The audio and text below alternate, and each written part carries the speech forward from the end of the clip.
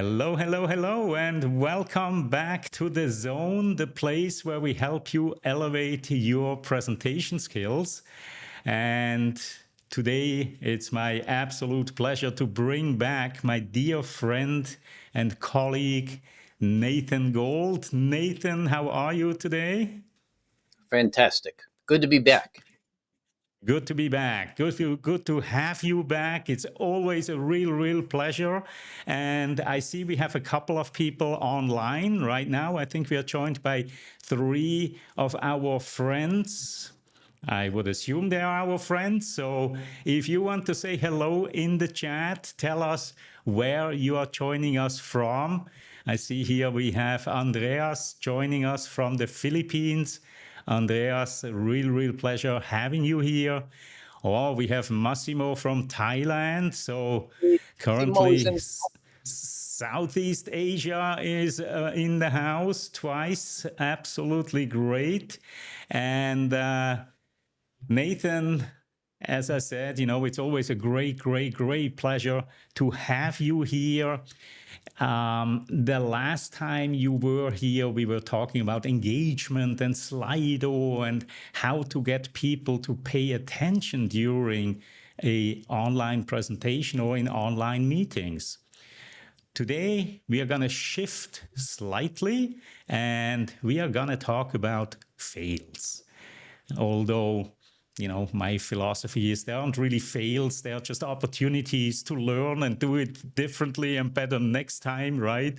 But of course, there are some moments that in these online meetings, things can go horribly wrong.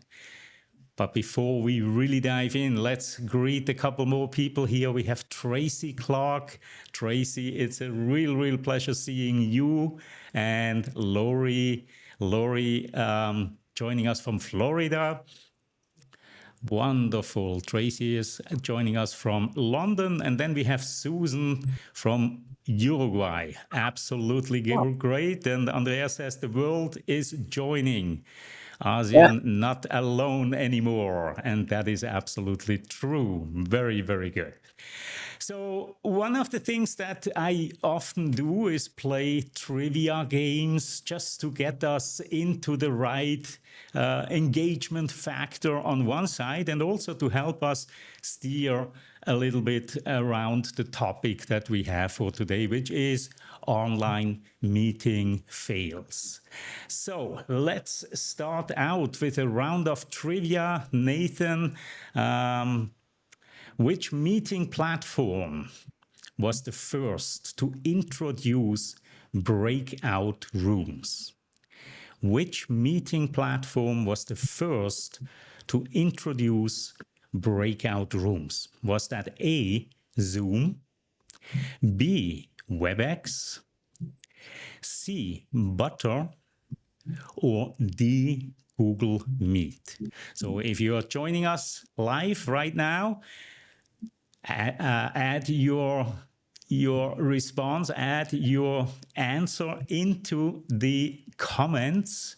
Either A, Zoom, B, WebEx, C, Butter, or D, Google Meet, which was previously called Google Hangouts. So some of these platforms here on the screen, they are a little older than Zoom. WebEx, for example, right? Nathan, do you remember the good old WebEx days?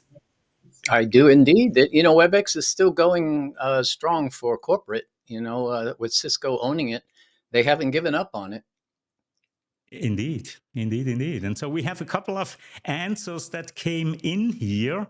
Let's go all the way to the top. We have Andreas. He is guessing that's WebEx.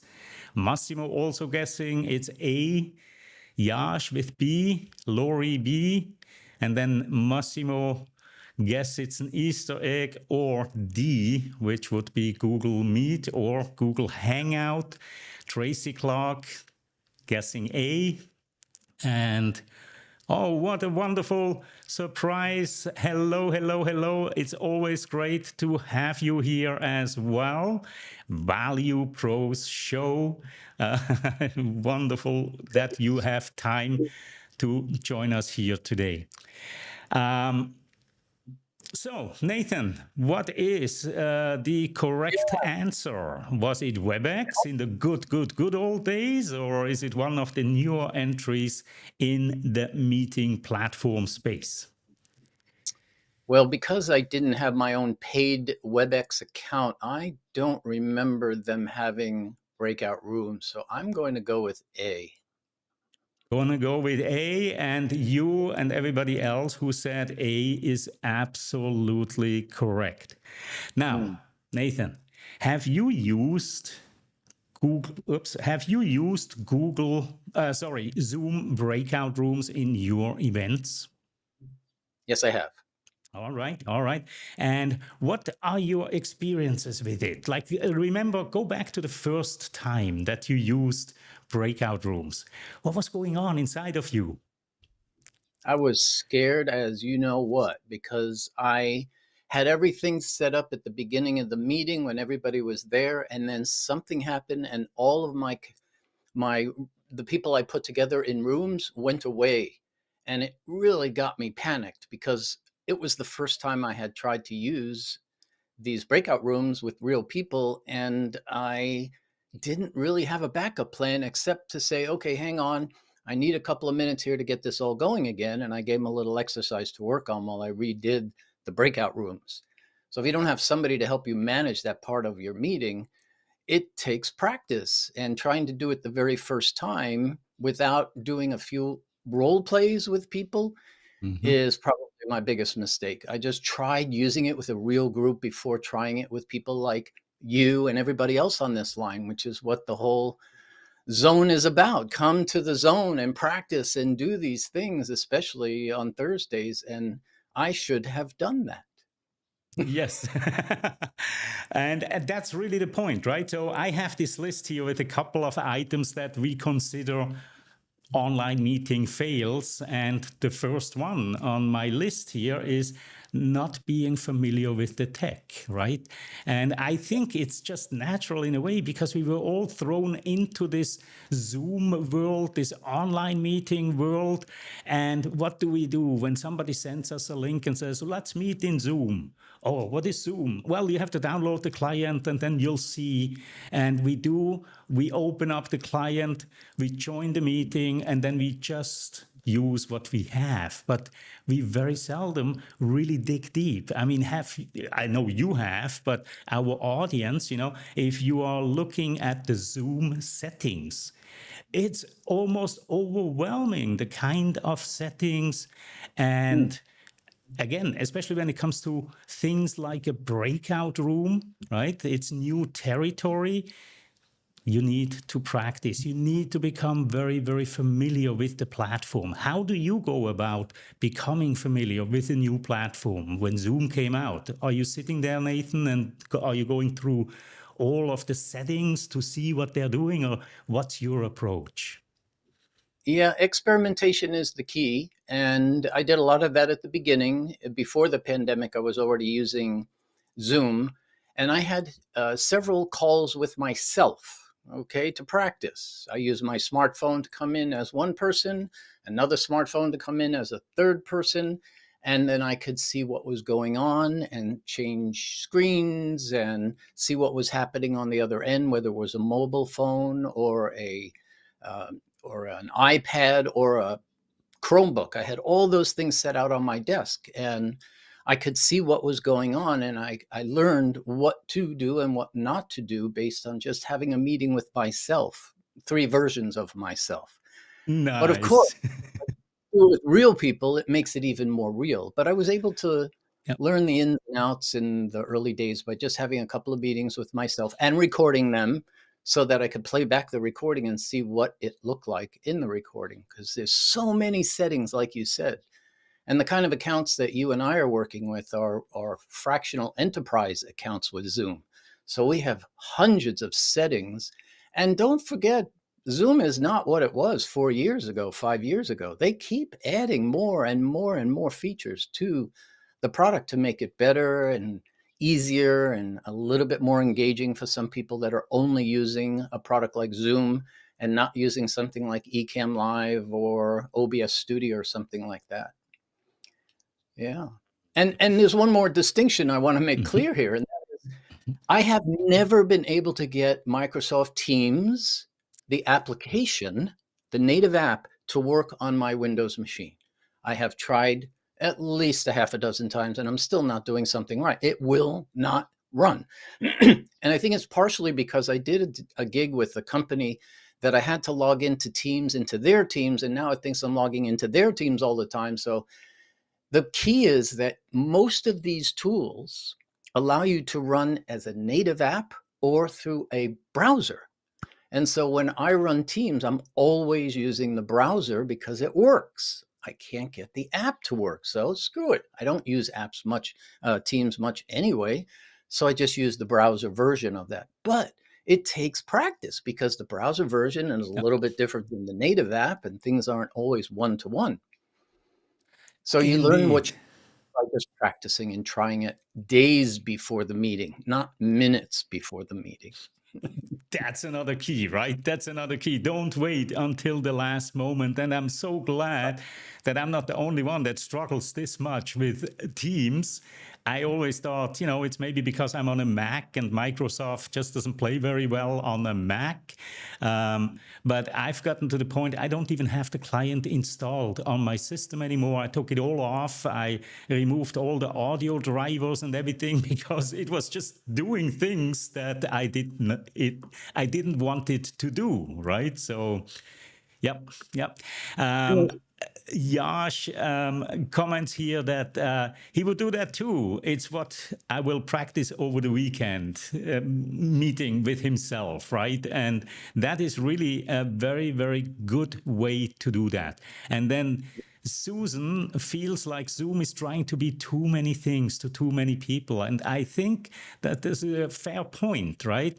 If they just would be focused on video calls, recording, conferencing, but now, especially with all the apps, right? You That's can right. you can run apps inside of Zoom. For example, I was in a meeting 2 days ago where somebody was doing a Mentimeter poll right inside of Zoom. We didn't have to leave the platform.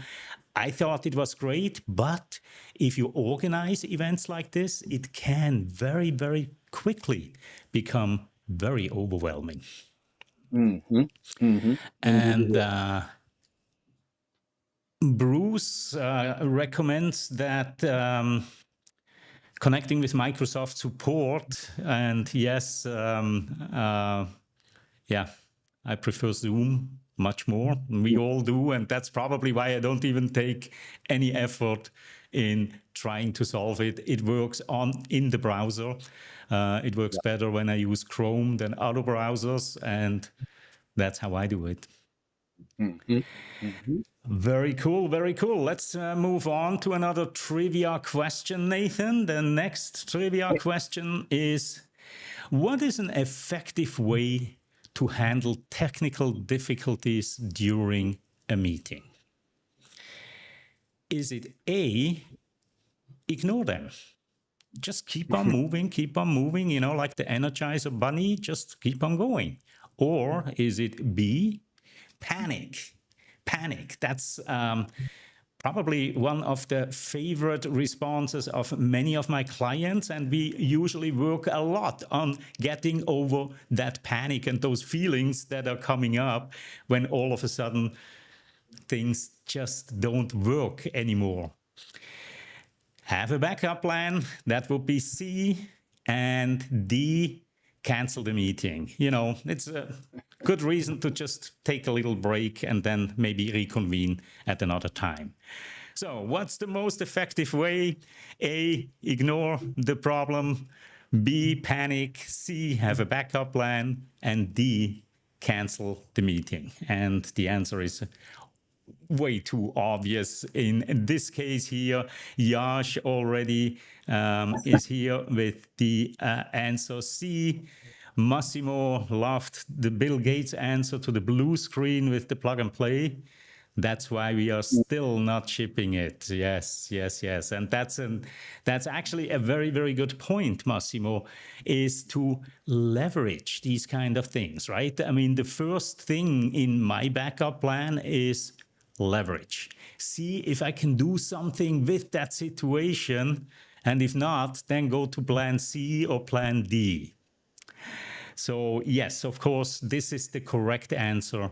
Have a backup plan. Yep. What are the kind of backup plans that you recommend people have in their back pocket, Nathan? Well, for one, you must have an audio backup. If something happens to your microphone and people can't hear you, it's over. So generally speaking, in all the years I've been online, I have only had to use a backup microphone one time. And it was because I was using this ridiculous box to manage all my audio. Once I got rid of that thing, everything's working fine on audio. But in general, you need a backup plan in order to make sure you can keep things going. Because if things go wrong, you can't just cancel the meeting. And I mean, you could, but that doesn't look very professional, and you may not be able to get all those people back on the line.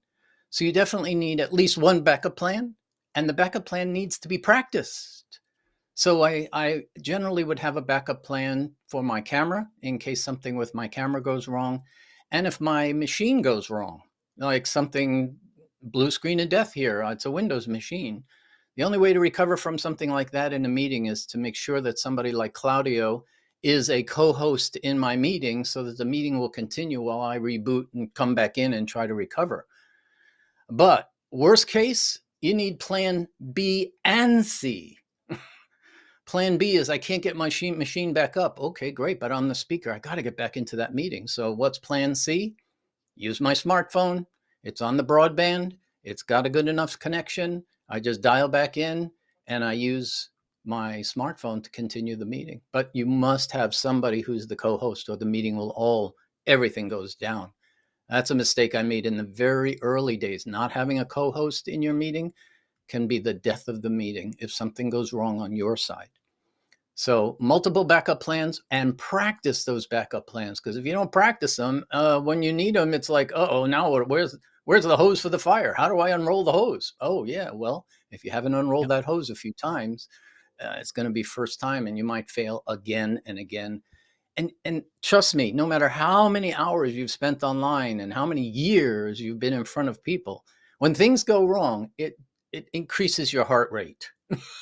Unless you know, oh, that's happened before, I can just go click, click, click, and everything's fine. But if something unusual happens, my heart starts racing. It just does. It's natural. And it's like, oh, what am I going to do? How can I fix this? And usually backup plan 1 or 2 will fix things. Every once in a while, nothing works. So I go straight to just the camera itself, no special software, and I just talk with my green screen behind me. That's very rare. That doesn't happen. I think that's happened maybe twice. And it was in a meeting with one person, not several hundred.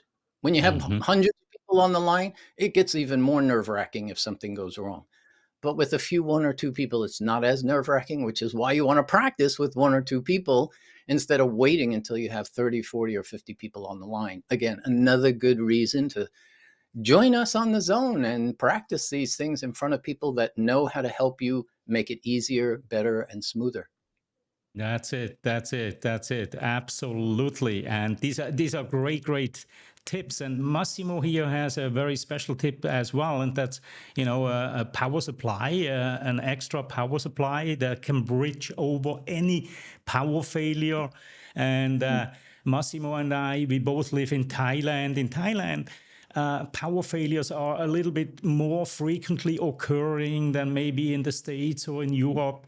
And this is always my biggest fear when I have a live show, for example, right? What happens if, I lose all of the power? And Massimo's recommendation here is to use a UPS and a router with a SIM card in it. And that's a really genius thought. I've never thought about that. But yes, have a router with a SIM card so you have that backup. And if the internet drops, you're still online. And if you're running on a notebook, you have your battery there. Or again, the UPS, that at least you can make a graceful exit, right? Even if your power source, your backup power only lasts for 2 or 3 minutes, at least you can make a graceful exit from such a situation. And, you know, in case of this show, for example, right, I'm prepared to do something like this. Nice. Right? Nice. Just in case, you have to have a button. Like I'm using a Stream Deck, I have a button on my Stream Deck, and it's the panic button. I know if something goes wrong, whether it's technical difficulties or anything, you know, panic and solve the problem. Stay calm, solve the problem, and then come back again. Well, that's what they did on television all the time. In the old days when we just had live TV and that was it, before the internet, if Yes. some technical issues, they put up a screen just like what you had there. Yep. Maybe some of the cats on the line are a little too young to remember that, but we saw that. We saw that a lot. And Bruce also, and this shows, you know, just what kind of a pro that Bruce is, what kind of a public speaking pro Bruce is, because this is really a great time to tell a joke while you're moving on to plan B. And that is one of the reasons why it is important to practice these moving over to your plan B and C, so that you can still talk while you're doing things and you're not all totally inside of your head trying to figure out what goes on. And then, yeah, I can imagine, Susan, in Uruguay, the power failures, we are probably living in very similar circumstances here. And yes, that panic button is truly something. And I've never had to use it yet. I hope I'm not jinxing myself right now. I never had to use it. Hopefully I never will. And hello, Tatiana. Great you found time to join us as well. Susan, can you say black and white TV? Yes, I still can. Our family was actually one of the first that had a color TV around our block, and people came, you know, our neighbors came to watch like any of these blockbuster kind of events, you know, whether it's Muhammad Ali boxing or Elvis live from Hawaii, you know, the biggest satellite broadcast at that time. And it was always a big party happening over here. All right, so let's move on to the next trivia question. We've now had two of these fails, inadequate preparation or having a plan B, having tech failures and not being familiar with the technology. So let's look at the next trivia question, which is, which of these is a key technique to make a connection with your online audience? Which one is a key technique to make a connection with your online audience? Is it A, speaking in a monotone voice? Is it B, frequent eye contact? Is it C, talking fast, because that conveys your enthusiasm and your energy and passion? Or is it D, a virtual background?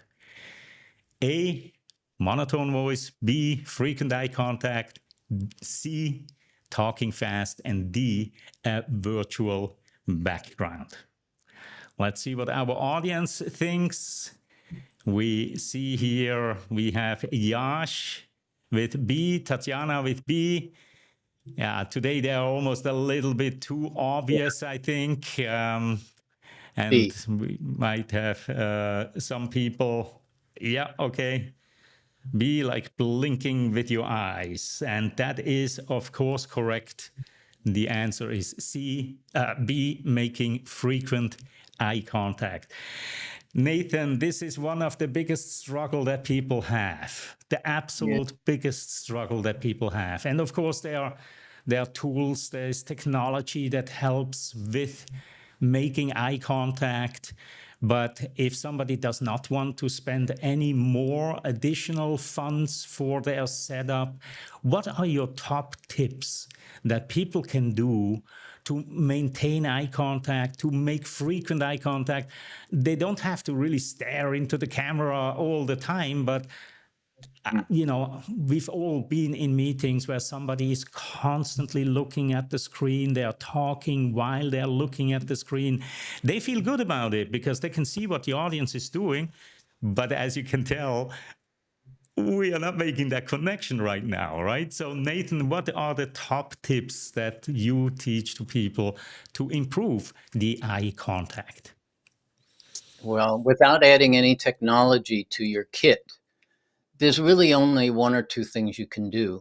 And that is, first of all, if you can move the video window, like the Zoom window, close to where your camera is, just close to where your camera is, even if you have to make it kind of small. And I know if you have 100 people on the line, it's, you know, you're going to see little postage stamps of all those people. But if you have a reasonable number of 5, 10, 15 people on the line, put your your video window as close to the video camera as your webcam as you can. And then when you're talking, mostly when you're talking, try to look into that camera, because that is the only way to make eye contact with your virtual audience. As Claudio demonstrated before, 98% of the people I talk to online, they talk to me like this. Oh, that's really cool, Nathan. Wow, that's so cool. Wow. But they're not making eye contact with me and they don't realize it. And I get it. You need to use your peripheral vision to pick up clues in the meeting room itself, and also clues about what's going on your screens. You can use your peripheral vision. Trust your peripheral vision. You don't have to look at your slide. You know that that slide's up there. Look into the camera when you're speaking, just like you would make eye contact with somebody sitting across the table if you were talking to them. If you're not talking, look anywhere you want and be natural. If I want to go get some water, I'm not going to reach over like this and make believe I know where I'm going and bring it into the picture. I'm going to look over and make sure I pick up the coffee so I don't spill it, like you would if you were sitting at a table in person. But here's the coolest part about making eye contact in the virtual world. It's the only place where you can make eye contact with every single person at the same time. Think about that. You have 100 people in 100 different locations and you look into your camera, you're making eye contact with every one of them. But in person, you can't do that. You can only make eye contact, genuine eye contact, with one person at a time. And when you play back the recording and people are watching you in the recording, guess what? You're not looking like this. You're looking like this. And they think, oh, the guy's talking straight to me. How cool. Just like on television. So it just takes practice.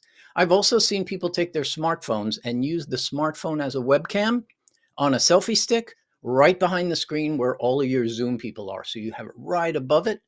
And that can easily become a high definition webcam for no cost. If you're on the Macs, you can plug it in and use the continuity camera and you're up and running just like that. If you're on the Windows side, there's a couple different ways you can turn your smartphone into a webcam, plug it in, and now you can position it right in front of the screen as well. You'll block one or two people, but I've seen people do that. Put the camera right in front of the screen itself. Nice, nice, nice. And you know, I remember I really, really struggled with eye contact. I really did. And I put the camera close to the screen and I still was mostly looking at the screen.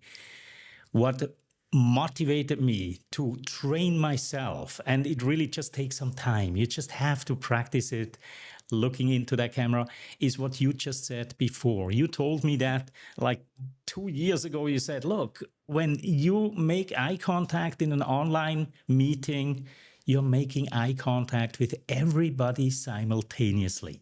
And that, to me, I was starting to think about that and I said, wow. So, you know, what a great opportunity that is. And I really, really, really trained myself to look into that camera. Now, in the meantime, a couple of time has passed and we both use now technology. We both use a teleprompter, which is really, really practical because you can put the screen that you ordinarily would look at on your screen. You can display that on the teleprompter and then you see what you normally would see on your monitor, right? Now, there is one other tip, though, that I have for those that do not have the technology, because if you think about it, when you are looking at your monitor, who are you really, really looking at? Most often it's yourself, because it's just one of these things. We are fascinated, right? Because in a normal conversation, we never see ourselves in action. So now in these Zoom meetings, all of a sudden we see ourselves in action, and it's almost like a magnet to our eyes. We are attracted to that image of ourselves. And Zoom, for example, must have realized that. And in Zoom, if you hover over your own thumbnail and then you click the three dots that show your options of different settings, one of them is hide self view. And if you switch off your own camera, if you hide your own camera from the screen, then there is just one less temptation for you to look on the screen, because you won't even see yourself anymore. And I also find that it lowers your stress of being online all day. Like some of us, sometimes I'll have 7, 8, 9, 10 meetings in a day, and it gets, Yep. If Yep. you're not looking at yourself, it feels more like almost a genuine meeting you're having with somebody in person. So Right. I use a hide self view all of the time. Yep. Yep. The only challenge Now, with that is you can't see what other people are seeing. So if you want to see yes. what you're doing on your screen, then you might want to Yep. leave that on. Sure. Now, in terms of teleprompters, what teleprompter are you using, Nathan? Well, I was using a teleprompter similar to what anybody else could use in the past, but let me just show you.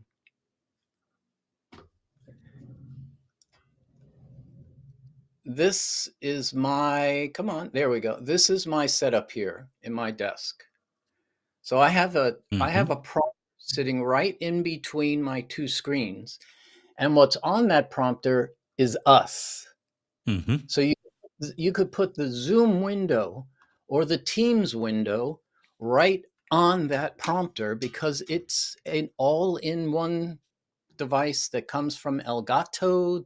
Just look up the cat and be careful. Elgato is an amazing company. You'll spend a bucket of money there. I must have 12 of their products on my desk here. But the thing is, I have a teleprompter like Claudio is using in his office, and it takes up a little bit too much room for the confined space that I'm in.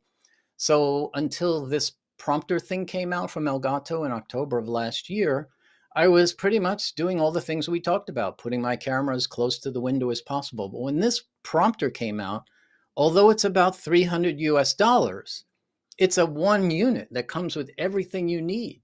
Mm-hmm. There's a little screen built in, the teleprompter mirrors built in, the software to flip the screen is built in. They have software to let you teleprompt yourself. And I only use this prompter thing for teleprompting about 2% of the time, Mm-hmm. 3%. The rest of it, it's another screen. And that's the thing. This is not really like anything more than one more screen to add to your kit. So if you have a single screen kit, you add the prompter from Elgato. Now you have two screens, and you can put anything on the prompter screen. And I always put my Zoom screen. I've got Claudio's Ecamm Live software screen right on the screen. And behind the screen is what? My camera is behind the teleprompter back here. So when I look into my teleprompter right here, the camera's picking up my eyes because it can't help to do that, because I'm looking at you rather than looking at a picture of you over on my screen here. So I can tell you, if you want to up your game and you have a birthday coming or there's a big holiday for you, ask for a prompter from Elgato. It will change how you interact online. Is just, it lowers your stress because you can put your notes right on the screen. I could put my script up there if I wanted to. I had a few notes up there earlier today just to make sure that I didn't have to go like this and look away and come back just for fun. So anything you want to put on that prompter screen is like a cheat. It makes it easier for you to keep your eyes on your audience and still have all your content immediately available to you without having to even look away. Indeed, indeed, indeed. And your ceiling camera is impressing Bruce here. Very, very cool. Very cool. Now, there are, of course, other teleprompters as well. Elgato's has just taken the world by storm because it is so simple to install. To answer Lori's question here, is it hard to install? No, not at all. This is the beauty about the Elgato teleprompter. You really just plug it into your USB port, you set it up, and then you don't even need USB 3. You can just plug the USB cable that goes in, you plug it in, and it's automatically on a Windows machine. I can't speak about Mac, but on a Windows machine, it was a 3-minute installation. What took the most time was lining it up, having it support me, which wasn't a big deal, but it took longer to do that. It literally, you plug it in to the computer and it powers. It's powered to USB, so you're ready to go. Now, I personally, I don't use an Elgato teleprompter. I bought my teleprompter before the Elgato was released. It's one of these things where, you know, you buy a piece of gear and then 2-3 weeks later something comes out and you go like, oh, if I only would have waited. But I'm glad I didn't. I am so happy with the setup that I have. I'm using a Glide Gear teleprompter. And it doesn't come with the device, the projection device, right? So you have to use an additional device in some tablet. And in my case here, I'm using an iPad. And the reason why I really like this solution is that my screen is bigger. The Elgato one is very, very small. And it's difficult to read something on the screen. You still have to look over to your other screen, whereas mine, well, it's not that much bigger, but just maybe 2 inches diagonal, and it makes a huge, huge difference. Huge difference. And apparently Bruce is using one because he's using a Mac, and he can confirm that it is simple to set up on the Mac as well. And so, yeah, if your budget allows for a teleprompter, it is probably the one thing that will elevate you in so many different respects, right? You will be coming across differently on screen. And more importantly, you said it before, Nathan, your anxiety went down. You don't have to rely on your peripheral vision anymore. You just can approach your meeting with more confidence and with calm. And your video people, that video meeting on that screen, you can see their faces, you can see their reactions, and you don't even have to look away. Right. It's probably the one simplest thing to do to make eye contact with your audience, even if you don't have a prompter, because they will feel more engaged. Yeah. And so Tatiana also is using the Glide Gear as well with an iPad as well. And it's just, again, it's personal preference. Pricing is more or less about the same for both of these solutions. But again, the Elgato comes with the device, whereas with other teleprompters, you will have to have an iPad or some kind of a tablet that you use as a second screen. We have time for one more quick trivia question here. Let's go to it. What should you do when your cat makes a cameo appearance in your online meetings? Should you A, apologize, B, yell at your cat, C, ignore it, or D, leverage it? Again, what do you do when your cat makes a cameo appearance? A, apologize, B, yell at your cat, C, ignore it, or D, leverage it. And we have Susan coming in with D. I'm going with D. You're going with D as well? Yeah. Well, I don't have a cat, but my guess would have been to yell at the cat. But I guess that's not the right answer. No? Yeah, she's a dog person as well. Okay. And D, if the cat is cute.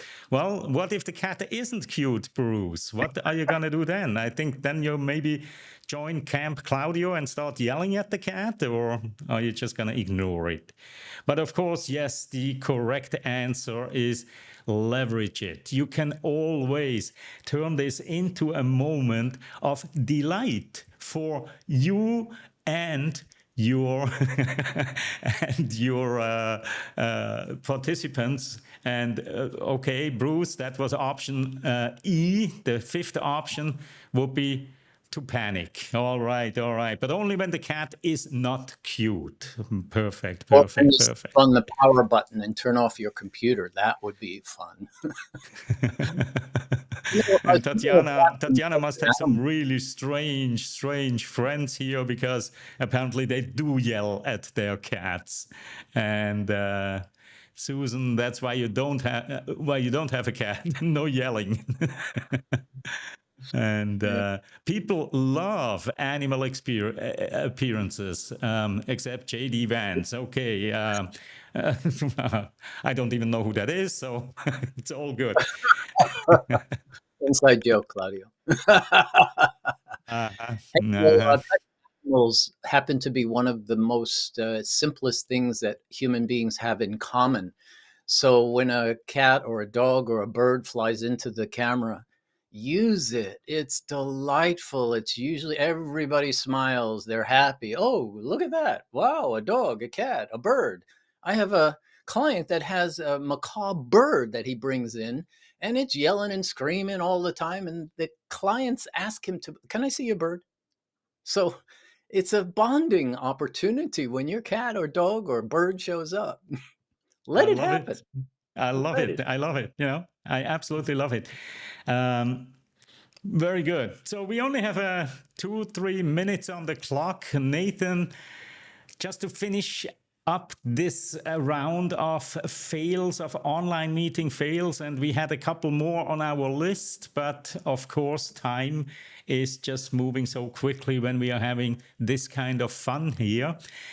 Nathan, what is either the most embarrassing moment that you had in an online meeting, or the one that put you under real stress? What's the biggest online meeting fail that you have experienced? Well, it happened 2 days ago, believe it or Ooh, not. I had everything set up the night before. I always test things the night before, and I never sleep my computer because I don't trust it. So put it to sleep. I mean, put it to bed. I come back in the morning, I turn on my computer, and guess what Microsoft did to me? Automatic update. And I know I've got the don't automatic update checked, but every once in a while, early morning, I click no, and I think I clicked yes. And mm, boy, did that mess me up badly, because it made some changes that required me to make additional changes and modifications and tweaks to my setup. I forget exactly what it was, and I could not recover in time for the meeting. And it was a disaster, in my opinion, although I was able to survive because I went back to the typical way that people do online meetings. I threw OBS away because it wouldn't run. I couldn't get it up. It was causing some problem. And if I can't get OBS up and running, I am toast, so to speak, because I rely on it every single day. So what did I do? I just went, okay, I guess I'll have to be like everybody else and use the share button. So I just went to share and I brought my slides up and everything was good. just fine. It wasn't the way I wanted to do it, but it was okay. So I would Hey, say that when OBS wouldn't run and I tried a hard boot and a soft boot, it was like, oh my God. And yeah, I only had 3 more minutes before I was going live. So I said, okay, screw it. I'm just going to go right, straight to the right, share. And I right. was using a green screen in my background. I wasn't even using a background because I didn't have a moment to even set that up. So big deal. And the big lesson here, the big lesson is never, ever update right before a meeting, even if you have absolute Oh, trust in your software. Whenever I no. go online and I see Ecamm is offering me a update, Resist the temptation and do not click on that. And with that, we are out of here. If you enjoyed this show, please subscribe to this channel. Let other people know what's happening once a month, every second Thursday of each month. We are having the zone here. And with that, Nathan, thank you so much for being here today, for sharing your experience and your tips about how to overcome and avoid online meeting fails. And with that, thank you all for tuning in, for watching the replay, and we shall see each other again the next time. In the meantime, enjoy a wonderful morning, afternoon, evening, wherever you are. See you. Bye.